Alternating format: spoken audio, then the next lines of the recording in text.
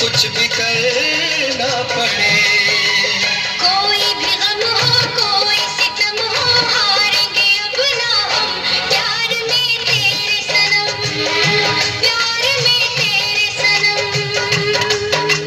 दर्द सहेंगे कुछ न कहेंगे चुप ही रहेंगे हम प्यार में तेरे सनम, प्यार में तेरे सनम।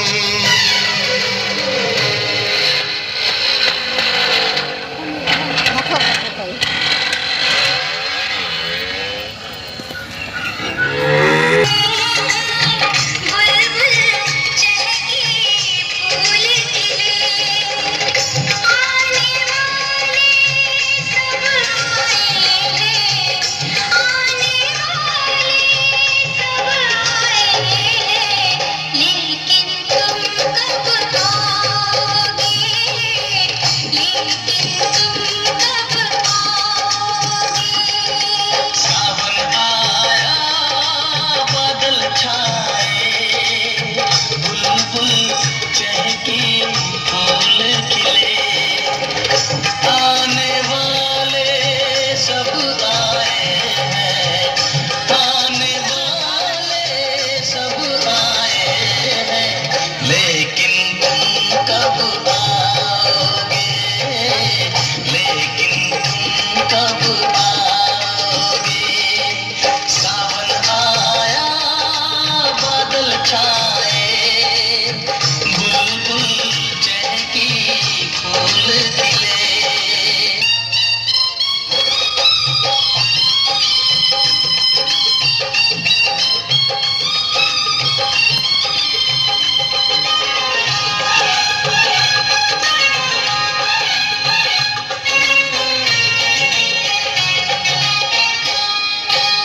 ओ मेरे ढोल सजना मैं तुमसे प्यार करूं, ओ मेरे ढोल सजना मैं तुमसे प्यार करूं, दिन रात तुम्हारा इंतजार करूं। दर्द बिछड़ने का बेदर्दी अब तो सहा न जाए, दूर तुम्हारी नजरों से एक पल भी रहा न जाए। अब तो साजना करे क्यों मुझे बेकरार हो। सावन आया बादल छाए, बुलबुल चहकी फूल खिले।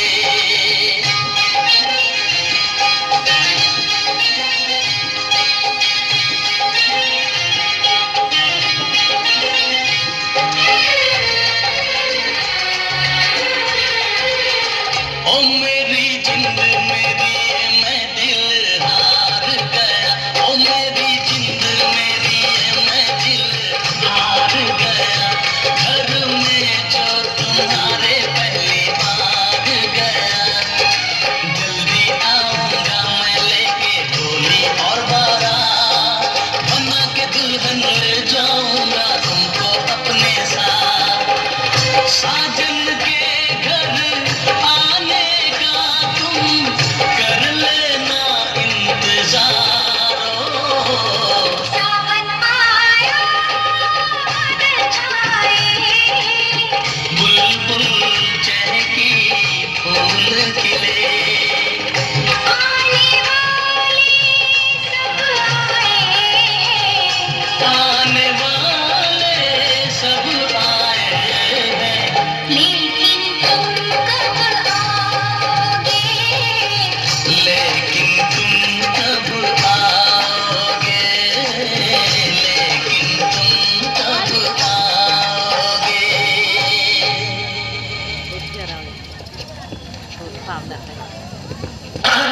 दीदी क्यों कैसे लगे मेरे जीजा जी? आ गया मैं बाबूजी। अमर जी बेटा आ गया तू? और आपके आशीर्वाद से बात पक्की भी हो गई। अमर बेटा जी आज तूने मेरी सारी इच्छाएं पूरी कर दी।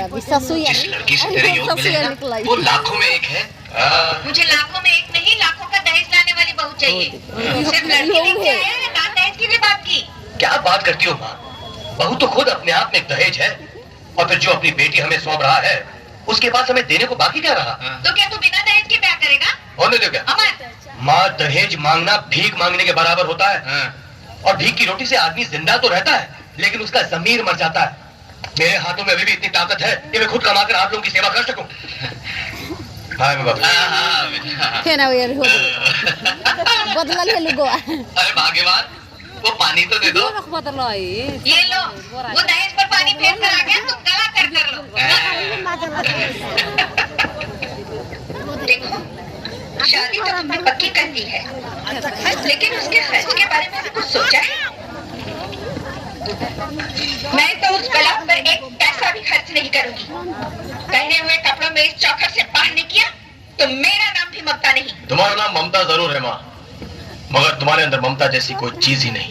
सूरज, ये सब तुम्हारे सर चढ़ाने और बेख्तियार लाड प्यार करने का असर है, वरना सेठ धनराज के घर के संस्कार ऐसे नहीं थे। किस संस्कार की बात कर रहे हैं आप सेठ साहब?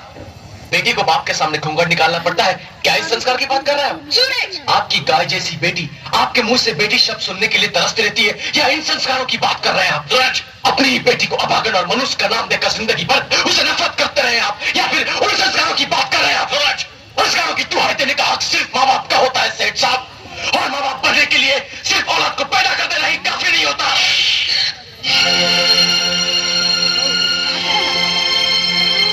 जाते कहाँ हैं सेठ साहब? रुकिए, सिर्फ थप्पड़ मार देने से आपकी जिम्मेदारियां खत्म नहीं हो जाती।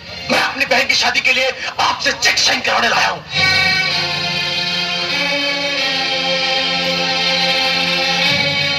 मैंने भीख और खैरात देना बंद कर दिया है। मैं भीख नहीं, अपना हक मांग रहा हूं सेठ साहब, और जिसके ना मिलने की सूरत में मैं आपको कोर्ट में खड़ा कर दूंगा। मुझे कोर्ट में खड़ा करेगा? मुझे, सेठ धनराज को? हाँ, सेठ धनराज को। मैं अपनी बहन की खुशी के लिए कुछ भी कर सकता हूँ। तुम्हें ठीक है, मैं चेक भी कोर्ट में ही साइन करूंगा। कैसी बातें कर रहे हैं आप? कम से कम अपनी इज्जत का तो ख्याल कीजिए। लोग क्या कहेंगे कि बेटे ने बाप पर मुकदमा कर दिया, और फिर एक जैकी की तो बात है, साइन कर दीजिए। कम से कम इस बहाने उस मनुष्य से हमारा पीछा तो छूटेगा।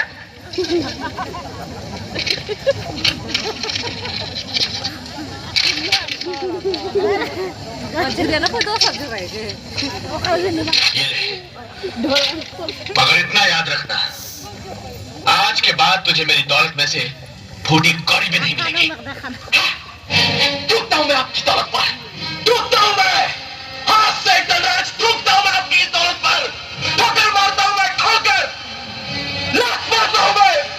और अगर आज मेरी बहन की शादी ना होती तो मैं आपके सामने कभी नहीं आता। हाँ सेठ धनराज, नफरत है मुझे आपकी इस दौलत से, नफरत है।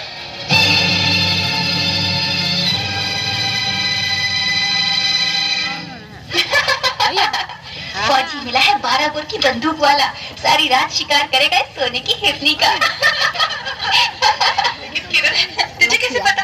तुम्हारी तो शादी हुई ही नहीं। मुझे एक फौजी की बीवी ने बताया था।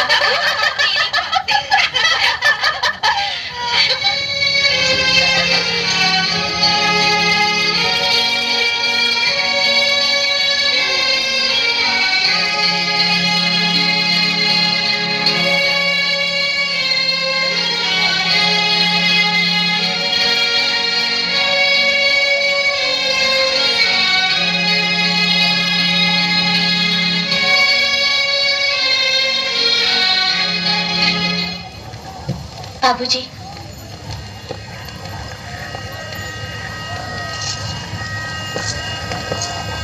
बाबूजी, माफी चाहती हूँ जो बिना आपकी मर्जी आपके सामने आई हूँ, मगर विदाई के क्षण ने आपकी अभागन बेटी के पैरों में इतनी ताकत भर दी कि मैं अपने आप को आपके पास आने से रोक न सकी। मेरे पैदा होते ही आपने मेरा मुंह न देखने का जो प्रण लिया था, वो प्रण न टूटे, इसलिए मैं कभी आपके सामने नहीं आई। आज मैं आपका घर आंगन छोड़कर जा रही हूँ, आपका आशीर्वाद लेने आई हूँ। मगर देखिए, आज भी मेरे मुंह पर घूंघट है, लेकिन ये कर्मों का कैसा लेख है बाबूजी कि एक बेटी अपने बाप के सामने घूंघट की ओट में खड़ी है। मुझे आपसे कुछ नहीं चाहिए बाबूजी, बस सिर्फ एक बार मुझे बेटी कहकर मेरे सर पर हाथ रखकर मुझे आशीर्वाद दे दीजिए। सिर्फ एक बार बाबूजी, सिर्फ एक बार। फिर अगर आपके जीते जी मैं मर भी जाऊं तो मेरी लाश पर मैके की चुनरी आपकी इच्छा हो तो उड़ाना।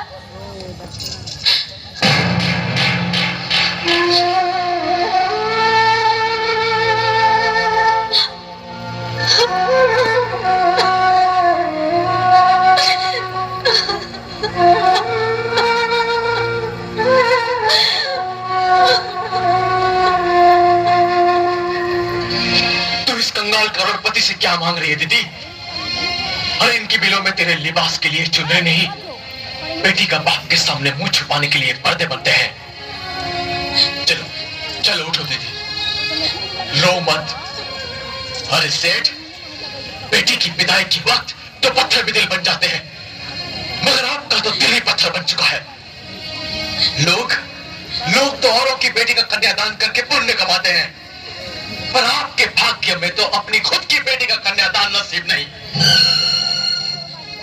चलो दीदी, आज तक मैंने तुम्हारे भाई होने का फर्ज निभाया है, पर अब बाप होने का फर्ज भी मैं निभाऊंगा।